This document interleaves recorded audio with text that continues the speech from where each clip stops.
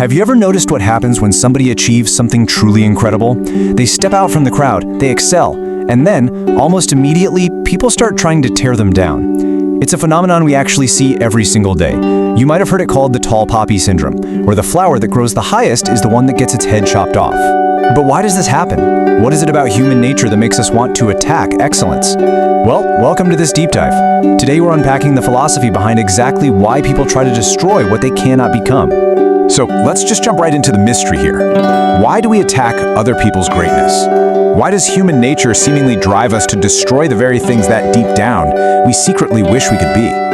Now, it's definitely a darker part of our psychology, but if we truly want to shield ourselves from it and, make sure we aren't secretly participating in it ourselves, we've got to understand its roots. Section 1. The nature of envy. To start unpacking this whole thing, we really need to look at the philosopher Arthur Schopenhauer and his concept of the will. He believed that human nature is fundamentally driven by a sense of lack. Think about it. We're constantly desiring things because we feel deficient. We're hungry, so we want food. We're lonely, so we want connection. We feel insignificant, so we crave status. Schopenhauer points out that because all of our willing arises from this want, our default state is actually one of endless, agonizing striving. We're just constantly chasing things to fill an internal void. Which brings us to Section 2, Schopenhauer's concept of suffering. So, if our baseline is this perpetual internal suffering, how does that actually look when we witness the success of others? Well, Schopenhauer uses this incredibly vivid Greek mythology to give us a visual for that abstract pain of unfulfilled desire.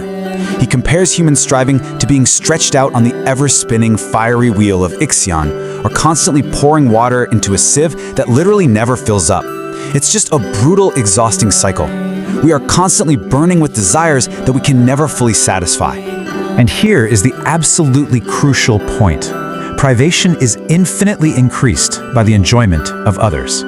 Imagine you're feeling that internal lack, that deep emptiness. Now imagine watching someone else effortlessly achieve exactly what it is you want. All of a sudden, your own feelings of lacking feel exponentially worse. The massive contrast between your deficiency and their abundance creates this intense, agonizing envy. It's not just that you want what they have, the fact that they have it actively makes your pain sharper. Section 3. The revenge of the weak.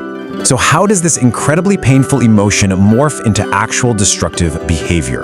For this, we turn to Friedrich Nietzsche. Speaking through his character Zarathustra, he points out a really fascinating psychological trick. He says unconscious envy is in the sidelong look of your contempt. Basically, when someone lacks the ability to create greatness themselves, that inability disguises itself as moral contempt. People don't want to admit they're envious, right? That's humiliating. So they disguise their envy as judgment. They get angry at life itself, and they project that anger right onto the successful person by finding reasons to despise them. Let's break down how this malice actually functions.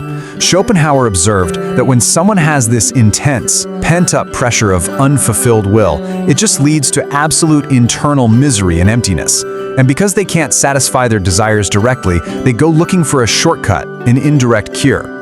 They basically try to soothe their own inescapable internal torment by delighting in the destruction of others. If they can tear a great person down, if they can make that person suffer, it momentarily mitigates their own pain. It makes them feel powerful in a situation where they are fundamentally powerless. It is, literally, pure revenge against excellence. Moving on to Section 4, Nietzsche and resentment. Nietzsche took this observation and turned it into a brilliant framework that he called resentment. It's essentially this corrosive emotional pattern of resentful hatred born completely out of powerlessness. And here is the absolute genius of Nietzsche's insight. When people are powerless and can't enact actual physical revenge against the people who excel or oppress them, their subconscious basically invents a brand new moral code. And this new code is purpose-built to condemn the greatness of their enemies. It is, as Nietzsche called it, the most spiritual form of revenge. The ultimate result of this resentment is a clash of two totally different mindsets. The first is the mindset of the creator, which Nietzsche called noble morality. This mindset values excellence, strength, and self-affirmation as good, and sees inability or weakness simply as bad. But the resentful destroyer flips this entirely. Rooted in vindictive resentment, they label that very excellence and power as evil, and they rebrand their own weakness, passivity, and suffering as good. They literally destroy what they can't become by morally condemning it. Section 5. The Stoic Response. Okay, so how do we live with this? How do we protect ourselves? The Roman Emperor Marcus Aurelius dealt with constant betrayal, yet he maintained this incredible inner peace by realizing something profound. He said, "It is against their wills that they offend through mere ignorance." Marcus Aurelius understood that detractors are actually acting out of false opinions and their own internal torment. When someone attacks you out of envy, it's really just a reflection of their own tragic flaws, their own ignorance of what's truly good, and their own pain. It honestly has nothing to do with you at all. So the Stoic response is to actively choose empathy over anger. If you frame that desire to destroy as a tragic symptom of internal suffering, which, as Schopenhauer showed us, it absolutely is, then the only logical response is pity. A wise person pities their detractors rather than hating them. Getting angry at someone who is already torturing themselves with envy, well, it's kind of like getting angry at someone for being sick. Section 6. How to break this cycle. So how do we practically put on this armor in our day-to-day lives? Here is the step-by-step breakdown from thinkers like Seneca and Marcus Aurelius. First, you've got to recognize their ignorance and pain. When someone attacks you, look past the attack and see the hidden suffering that's driving it. Second, remember your own flaws. Marcus Aurelius reminds us to reflect on our own missteps. It really helps cool our anger. And third, just choose not to be harmed. Your opinion of the event is what actually hurts you, not the event itself. You can simply decide that the resentful barking of others doesn't even touch your character. I absolutely love this insight from Seneca. He emphasizes that true greatness doesn't lower itself to fight back against petty resentment. He says, "The most contemptuous form of revenge is not to deem one's adversary worth taking vengeance upon."